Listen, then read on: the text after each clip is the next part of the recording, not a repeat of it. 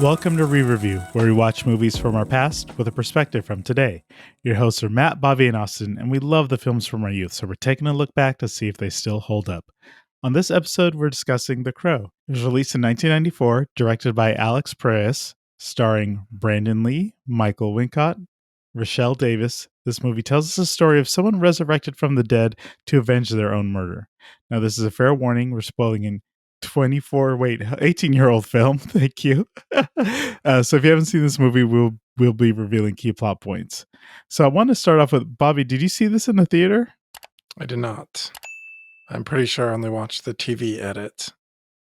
Oh, there was a TV edit. So you're talking USA or something? Yeah. So what made you pick this film? It's been a long time since I've seen it, and I thought it was worth revisiting.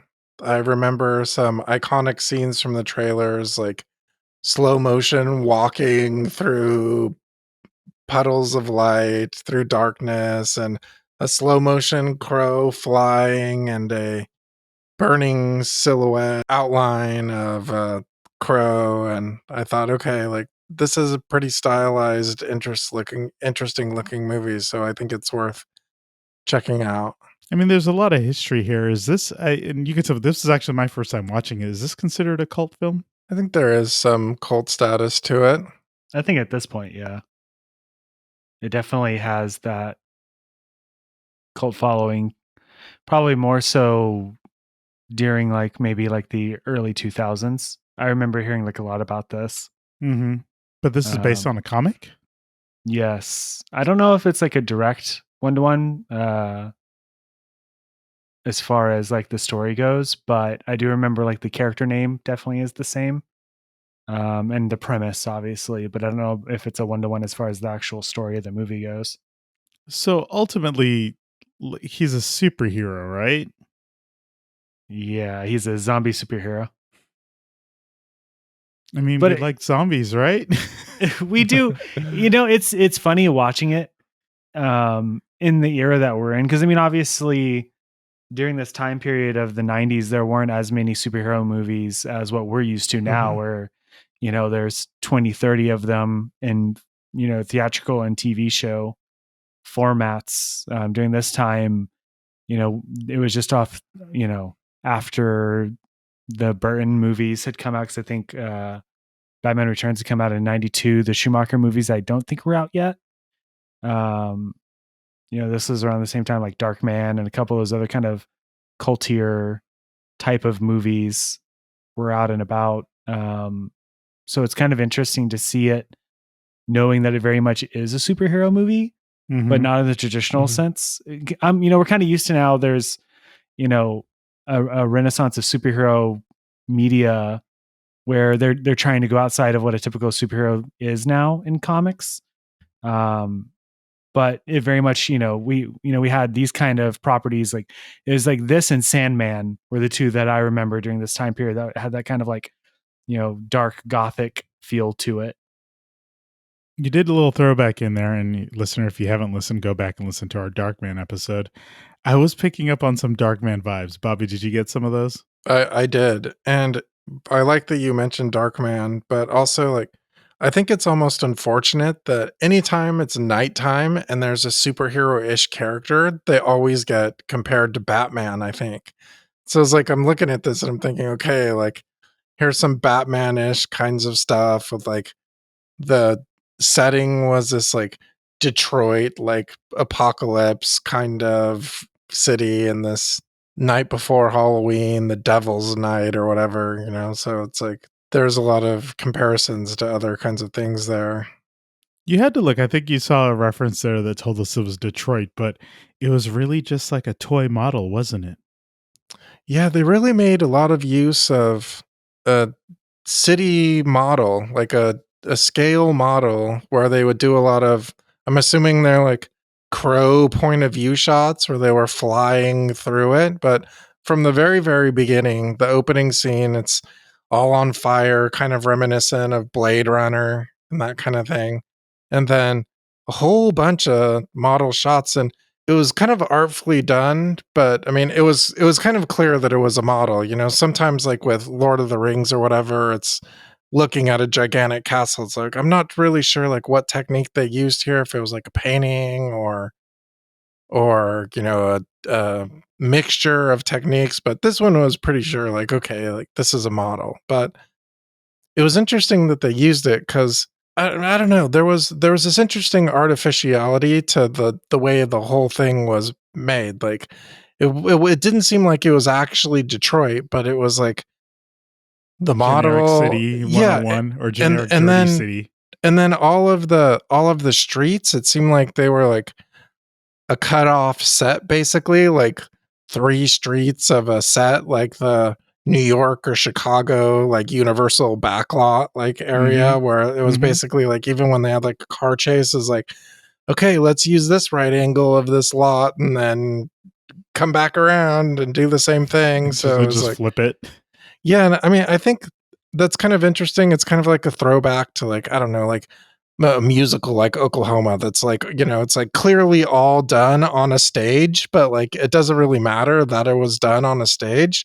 And I feel like this kind of movie is kind of like that, where it's almost like a theatrical, like a theater based kind of situation, where it only takes place in a couple of locations. Like there's like concert venue, and then a couple other places that they just continually revisit, and so it's very like a contained environment. Yeah, we'll get to the concert part a bit later. I'd say let's talk about what we're actually presented with, because there's something that was puzzling me in terms of if the Crow represents being a superhero.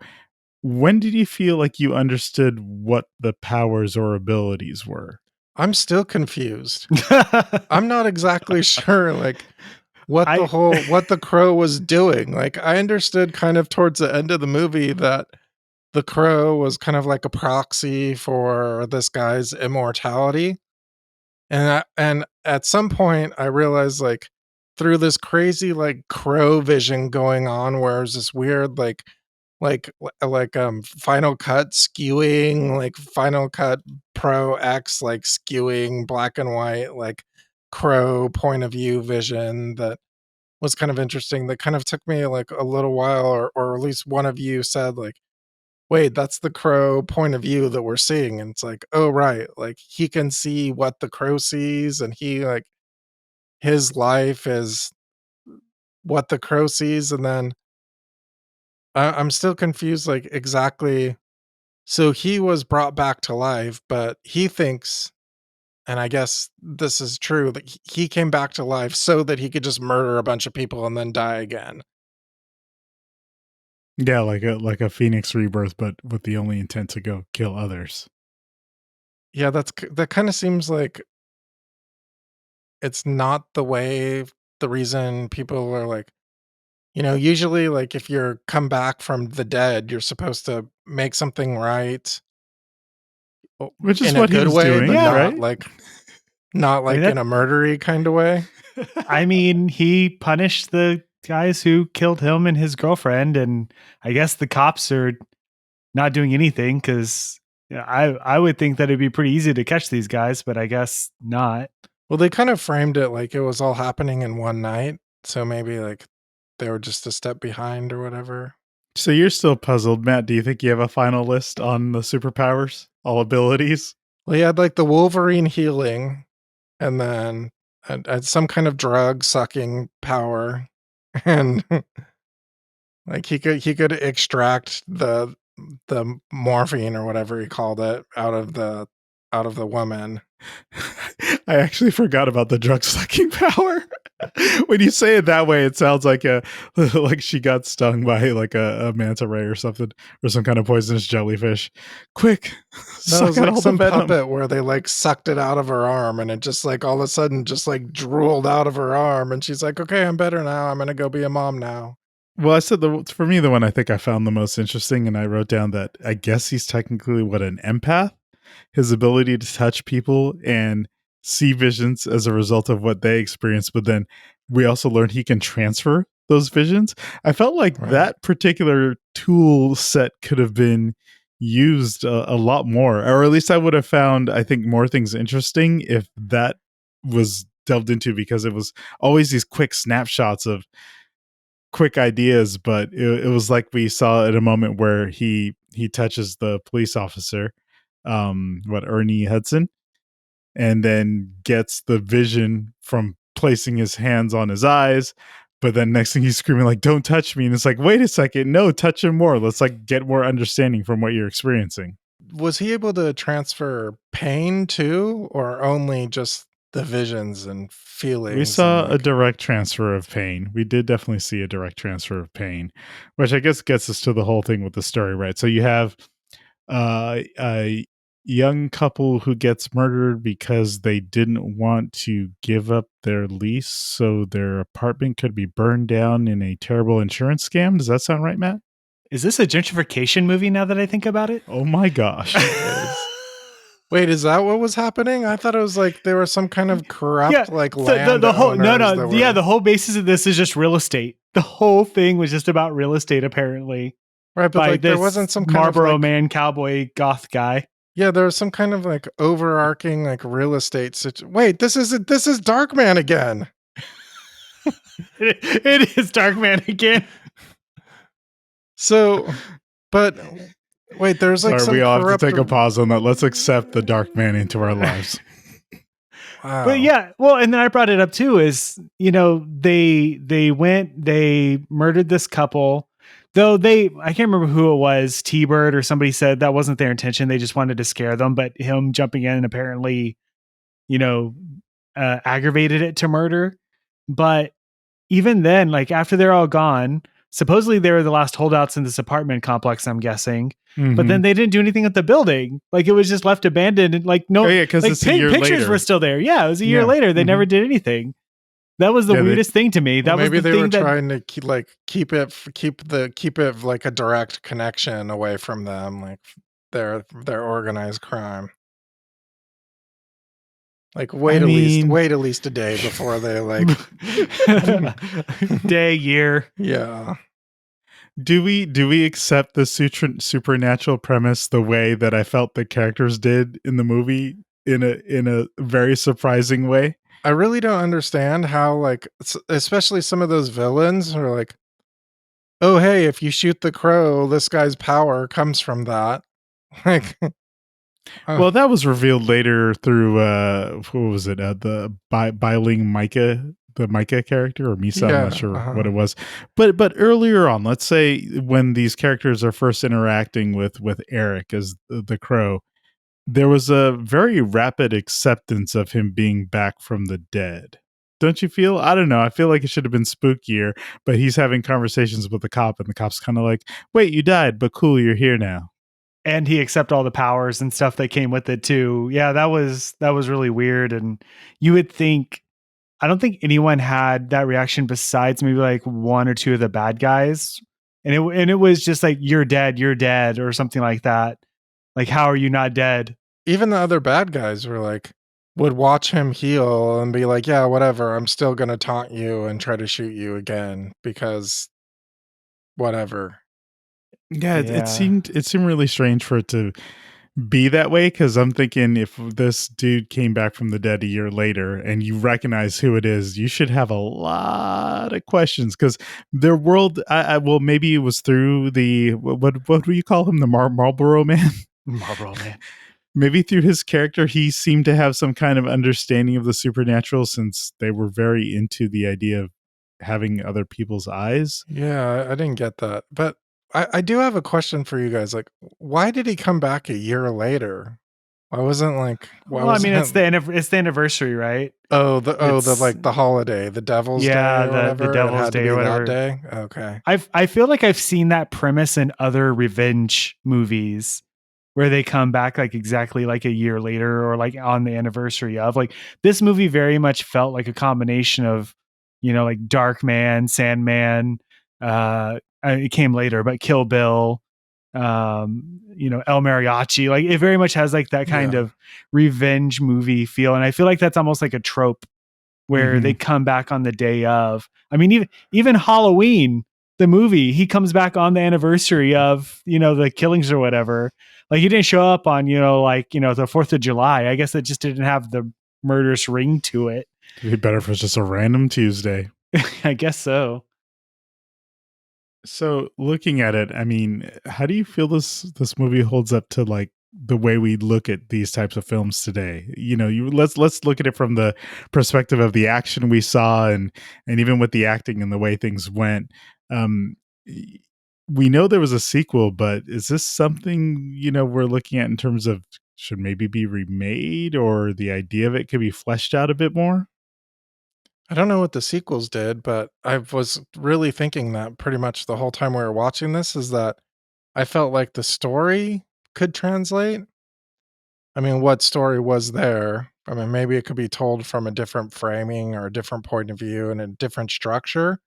But I think the whole idea of the crow and all that kind of stuff, and the crow as kind of like a gate person, like a gate creature to the afterlife kind of thing is interesting, and then a revenge story. But I do think they're kind of like more compelling revenge stories, and I mean they really pushed pushed it home about him being super upset about his wife, but that really didn't translate to me. Like I didn't really feel like the pain in it like I did like maybe in a movie like Gladiator, where in that movie like his family was killed, but I really felt for him more than I did in this kind of idea. And that's kind of like Mm-hmm. the same kind of idea where he's kind of presumed dead and then comes back for revenge. I do know that with there has been, oh man, at least since mid 2000s, late 2000s, 2007, 2008, there's been talk of reboots.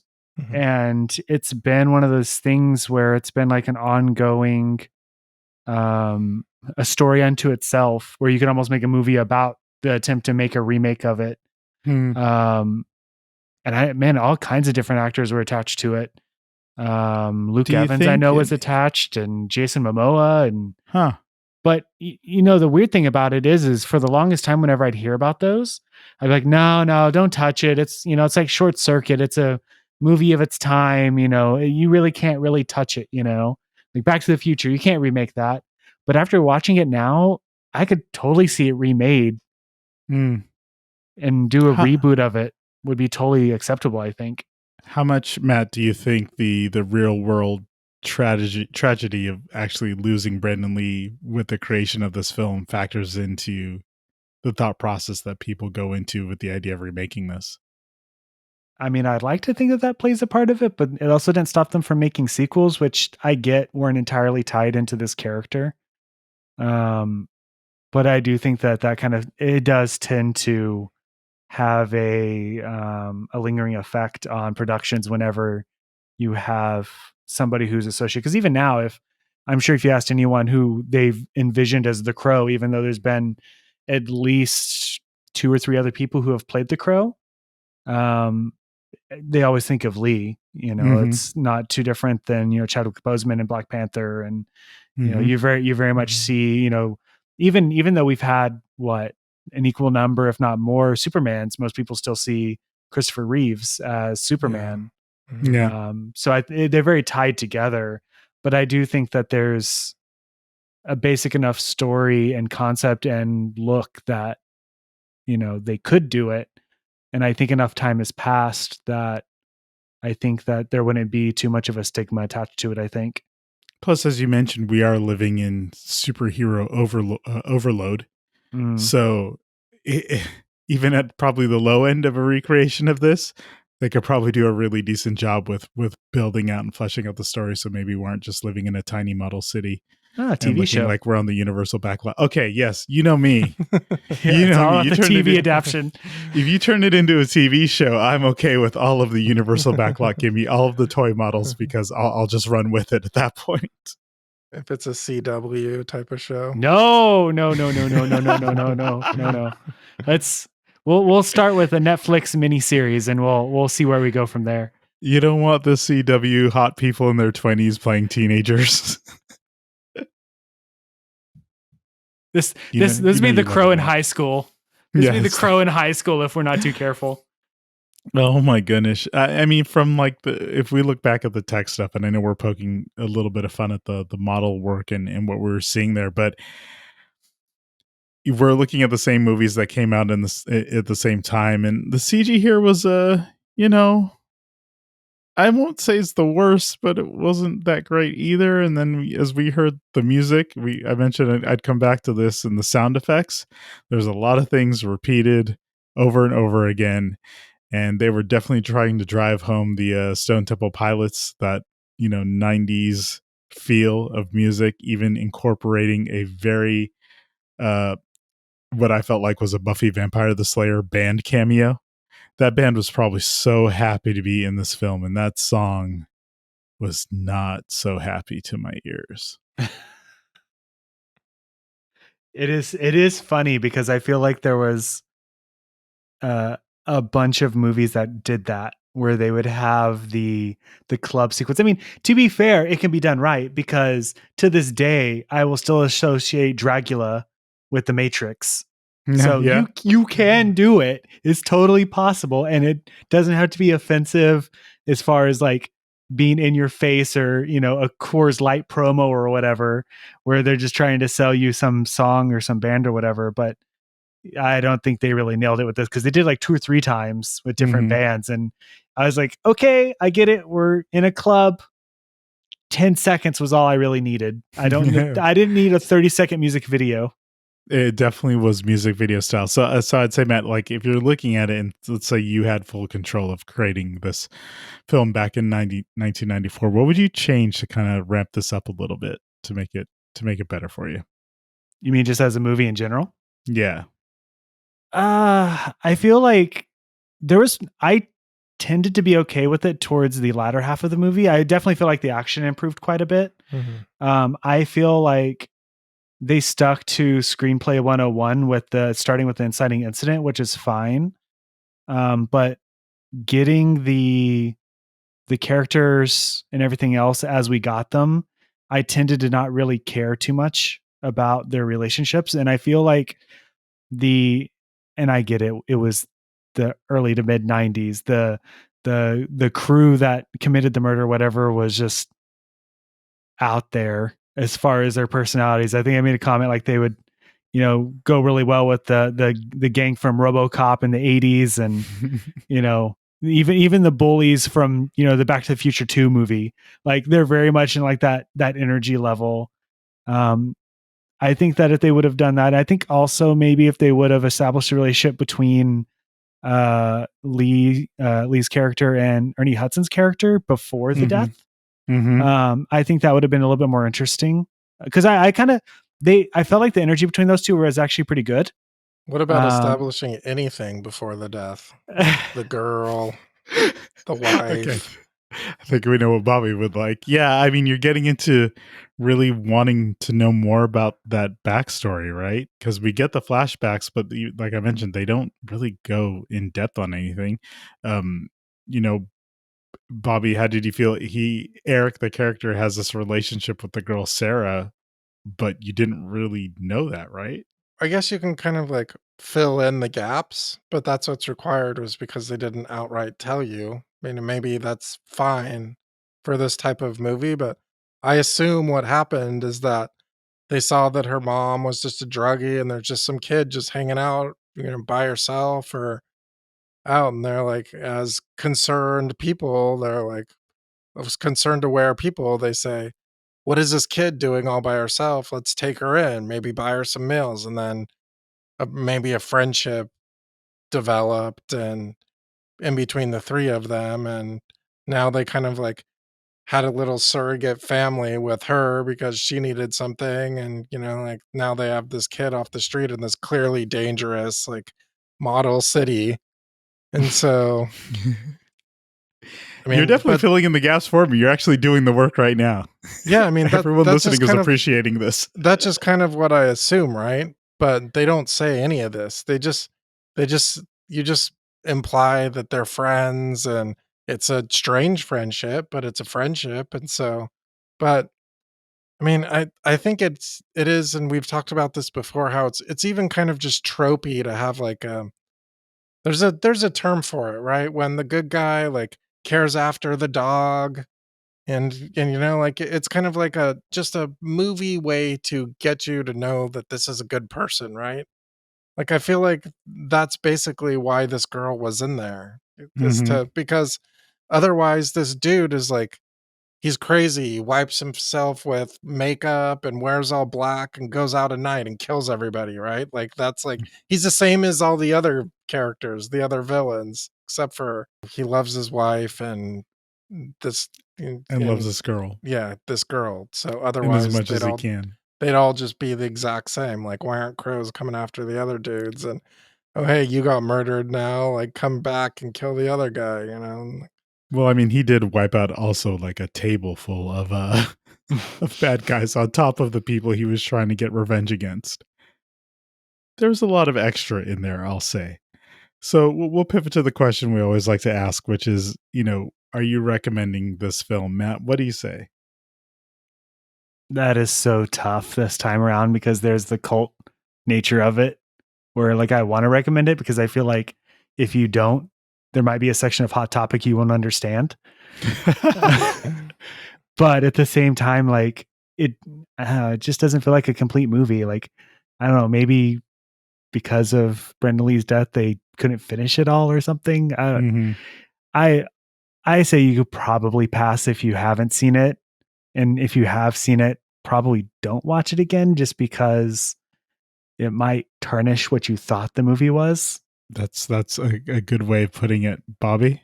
When I first watch a movie after having not seen it for a very long time, it's interesting for me to kind of look at it again because now I know what it is, I know what to expect. And so it would be really interesting to take a look back at it and see what it is for what it was. But I feel like at this point, I'd much rather see the Netflix remake that we're talking about, either in movie or TV form. Because I just feel like this movie suffers from just some things that are lacking, like Matt said. Yeah, I think I'll agree with you both. For me, this was my first time watch, so I had an idea in my head of what I thought this was going to be about, but there's elements here that I felt it was incongruous. It didn't really tie things together as neatly as I'd like, but I am definitely interested in our Netflix remake. So please, Netflix, reach out. You are giving everyone checks for stuff, so let's just do this too while we're at it, right? No, maybe anyone out there? Knock knock. Um, as always, listener root. Appreciate you listening. Thank you so much. And remember, real love is forever.